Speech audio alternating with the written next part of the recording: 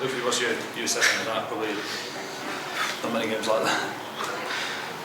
It's one of those ones where I think we've gone in the lead again and we've dropped points. I think that's maybe 20 points we've dropped this season so far from taking the lead. I think that's the disappointing side of it. And obviously we have a pen and then we have another pen. And if you can't score those, it's hard to win games. And it's disappointing. We conceded a goal very early in the second half, coming out from really nothing. I thought we started the game well. We scored our goal, then we kept playing well, and just one of those games where if you don't score goals, you can't win games. So, well, what do you see as like the thing that's leading to you dropping so many points, mate? Because you clearly got the quality to chug a lot of teams and be at the top end of the ladder. Yeah, I think. Look, do we play some decent football at times? Yeah, I do. I believe so. Are we handling the expectation? I don't believe so. I think if you want to be a top team, there's the pressures of playing a certain way and playing that brand and winning games. And I think that's something that's, with our squad at times, I think that's let us down. I think is handling that expectation. And when you go up 1-0, is to take the game even one step further and score the second goal and maybe even the third to try to kill the game. But I think that's something that we haven't handled well this season. You touched on the 2 penalties. Who was the decision to change the taker? Was that like player-led? Yeah, it was more player-led than myself. For me, look, if Oscar stepped up and took the second one, I had no issues with it whatsoever. But look, at the end of the day, they've both hit them well, and I think the goalkeeper's made 2 good saves as well. Yeah, I know you're talking about like that mental resilience and holding on to leads and that kind of thing. The next couple of weeks, I think you've got 2 more away games, haven't you? Yes. It's kind of pivotal for them to kind of really nail that in the next few weeks, isn't it? Yeah, it's very important. You look at the table, the way things are sitting. I think the teams above us now are starting to slowly pull away.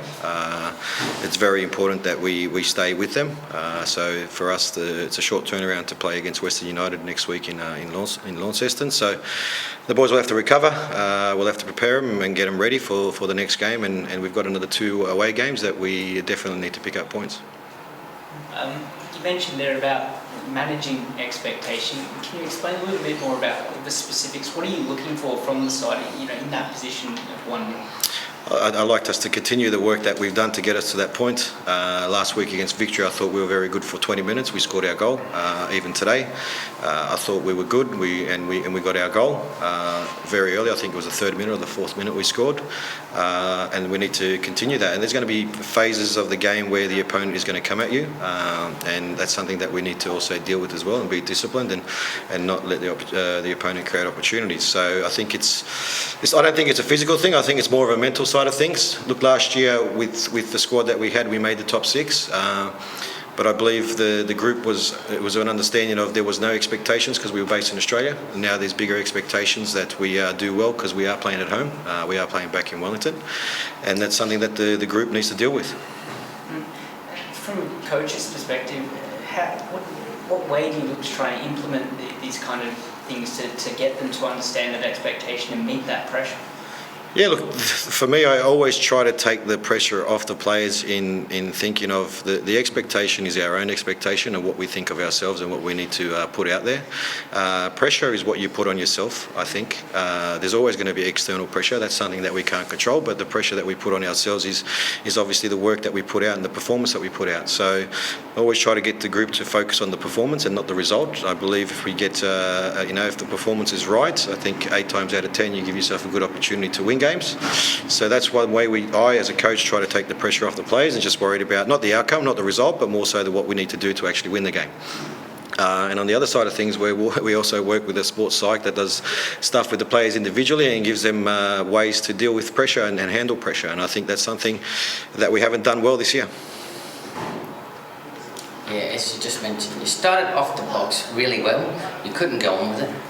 How do you bounce back against Western United? And they will be hungry to get off that bottom as well. Also. Yeah, look, there's no easy game in the A-League. Every game is a tough game at the end of the day. They've had a poor result this week against Adelaide. They were 2-0 up and they gave the game up 3-2. We were 1-0 up and gave the game up 2-1. So look, there's no easy game.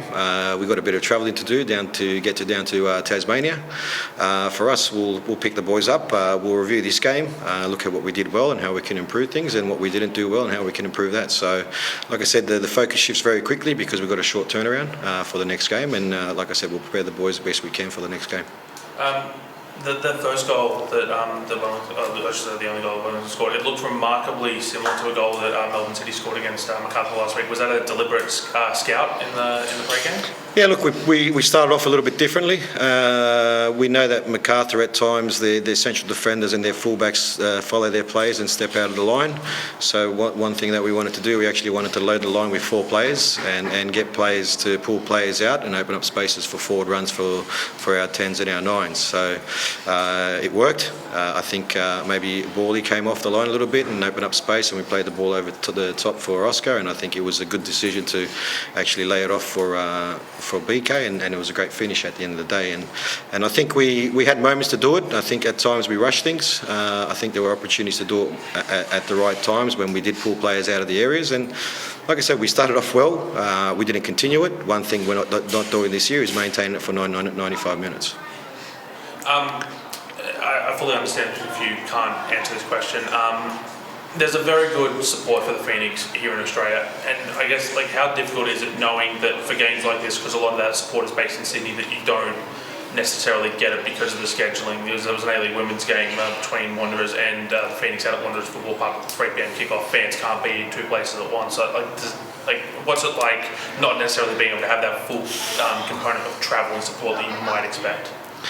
Yeah, look, I think that's a hard one for me to answer, to be honest. I think, look, we don't do the scheduling. We just get told what times we're going to play the game and what times we need to be at the stadium to actually play these games. So, yeah, look, it's not easy. Look, at the end of the day, the scheduling is organised, obviously, by the Federation and the television. So, like I said, sometimes it doesn't work out in favour for us to get more fans at games if there's 2 games going at once. Like, at the end of the day, it is what it is. Is another factor, like he's mentioning, on something else, not related to fans, but fatigue? Do you think that could also be scheduling? No, I don't think so. No, there's enough turnaround to play the games. The thing is, we also obviously, we look at the load that we put up the players under during the week and try to keep them fresh for games. So I think that's not an issue. You've got the Pride celebrations coming up at the end of this month, but the Phoenix are delaying theirs a week until they can do it at the doubleheader at home. Are you looking forward to that? How excited do you think it's going to be? And I guess for you, what are your thoughts on getting to do the celebrations at home as part of a doubleheader? Yeah, I think it's very important that we embrace it. I think the A-League's doing a great thing. I think it's nice to put it out there and be known at the same time. So tomorrow, I think the boys will do a seminar on that. Tomorrow afternoon, I think the whole group will do a seminar on that. And look, I think it's a nice thing that the competition is doing. Yeah, create awareness. Thank you. Cheers.